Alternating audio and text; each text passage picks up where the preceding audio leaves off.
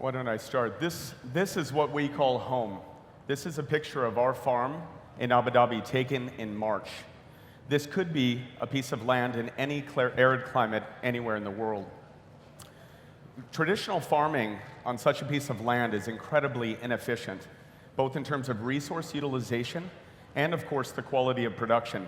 In fact, in the GCC, we utilize over 80% of our freshwater resources, producing less than 15% of our food supply and less than 1% of GDP. Further, the population is growing quickly, and it's making this problem worse. It's expected by 2030, we'll have over 12 million additional mouths to feed in the GCC alone, and in arid climates around the world, this number is closer to 1 billion. Currently, in the face of these challenges, how does the Middle East cope with it? We import over 85% of our fresh produce. And what choice does that leave a consumer with? One, local, low-quality fresh produce, which is available, but again, very low quality and seasonal. Or two, extremely expensive, air-freighted imports. This is that same exact site just 3 weeks ago. This is the first ever Pure Harvest smart farm, and this is the future of agriculture in arid climates around the world. Pure Harvest has developed a sustainable, climate-agnostic technology solution for food security anywhere in the world. We design, build, and operate high-tech greenhouses, and what you're seeing here are images of one of our greenhouses. Our vision is to become the region's leading technology-enabled agribusiness, producing a wide variety of crops, sustainably grown, always available, and at a materially lower cost than air-freighted imports. We are a pioneer in controlled environment agriculture, having developed an IoT-enabled triple-play climate management system that uses mechanical, evaporative, and a high-pressure fogging cooling system, all controlled from one brain. Let us show you what our brain looks like. Right now, we're taking you to Abu Dhabi, where you're actually porting into our climate management system. Outside, the temperature is currently 28 degrees, 38 degrees, with relative humidity outside of 16. Inside, it's a breezy 25 degrees with 64% humidity. And as you can see, there are tons of additional measurements. We track and control everything inside the greenhouse. And in addition, we dose CO2, which provides additional fuel for the plant and allows us to accelerate growth 30%. We capture a ton of data, and this data is used to both inform our design in the future and, of course, our operational efficiency. The top line is the climate outside. The bottom line is the climate on the inside. And within this climate corridor of 16 to 32 degrees, you can grow just about anything, anywhere. There we are. Oh. Alrighty. Okay. There we are. While our plants are in plant heaven, they produce incredibly sweet fruit. I invite the judges to actually open up the sample in front of them, please, and try our product. This is a Brix meter that measures the sweetness of a tomato, and it's scoring 9.4. World class is 8 to 10. And further, our plants are incredibly healthy because our technology helps them to resist disease and, of course, pest pressure. And when a pest gets in, we use an army of beneficial insects to attack that and eliminate that pest. Our plants are protected by nature, not by chemicals. Our competition is in two tiers: local, low-quality, seasonal production that uses over 240 liters of water per kilogram of production. And then there's the European import product, or predominantly European, using modern technology, but that's higher quality, however expensive and also unsustainable because it's traveling over 2,000 kilometers to get to us.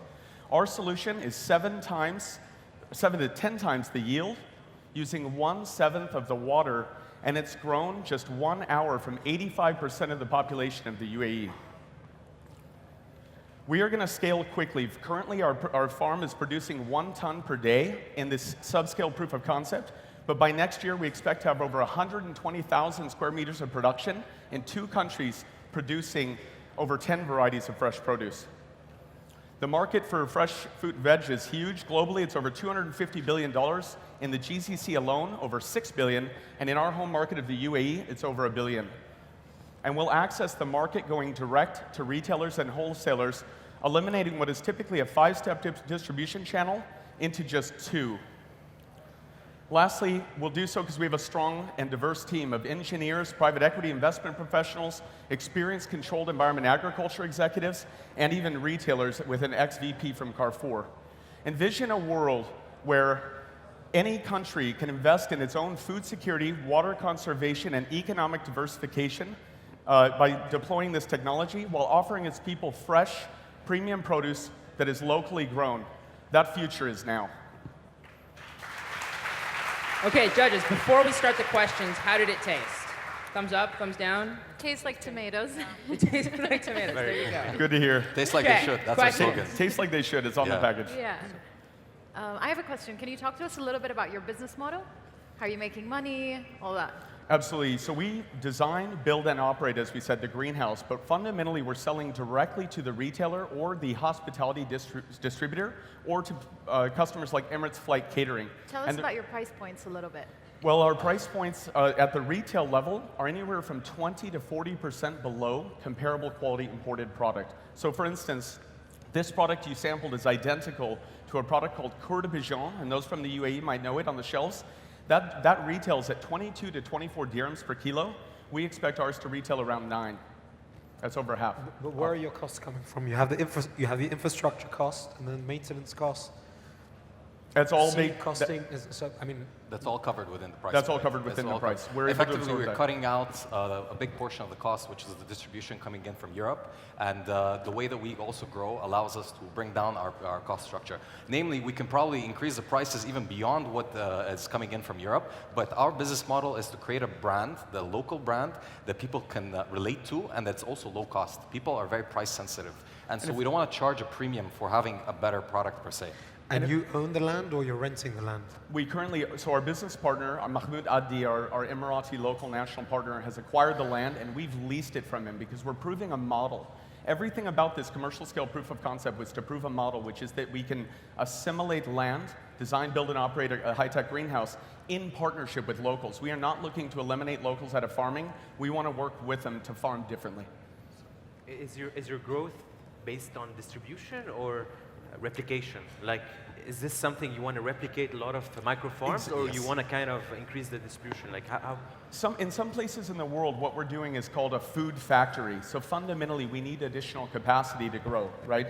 So in a way, as you saw that slide that showed the scale up, when we get to say 30 hectares, it's really production per square meter. But our production per square meter is 7 to 10 times that of the low-tech incumbent farms with 1/7 of the water. Okay. It is a step function, so it's essentially for us to grow, we build more farms.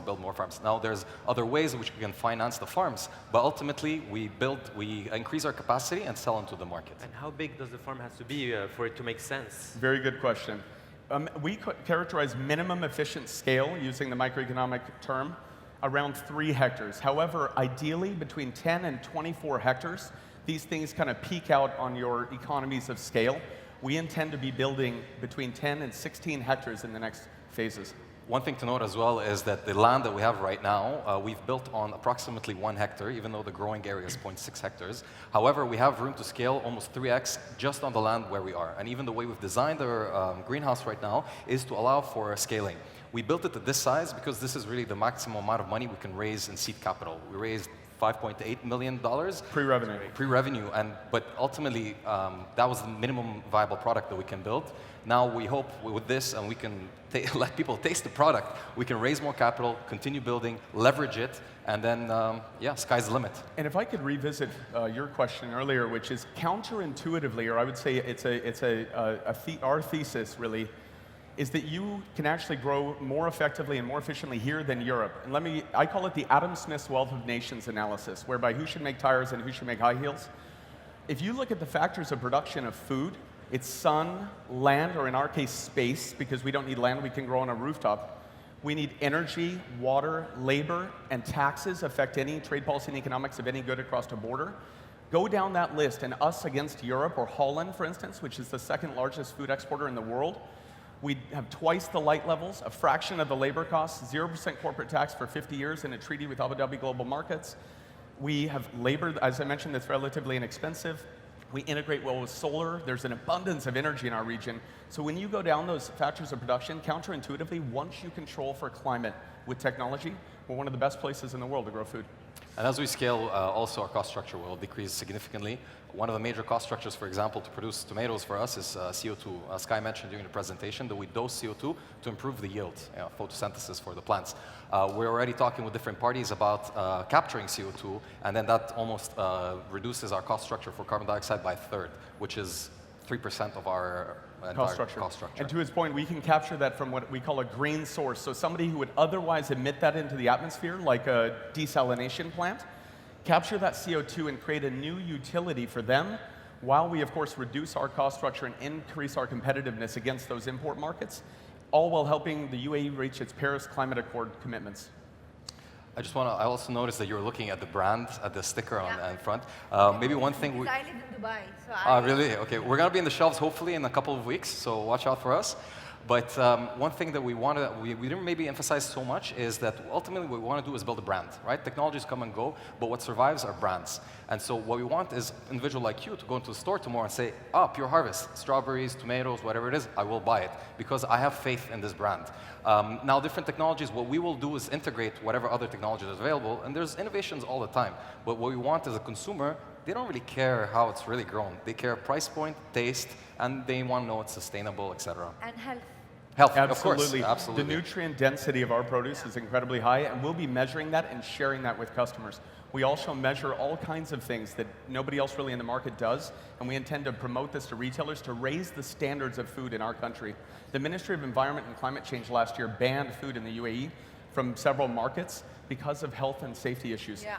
We're an impact-focused company, and we intend to help address those issues in addition to building, of course, a sustainable business.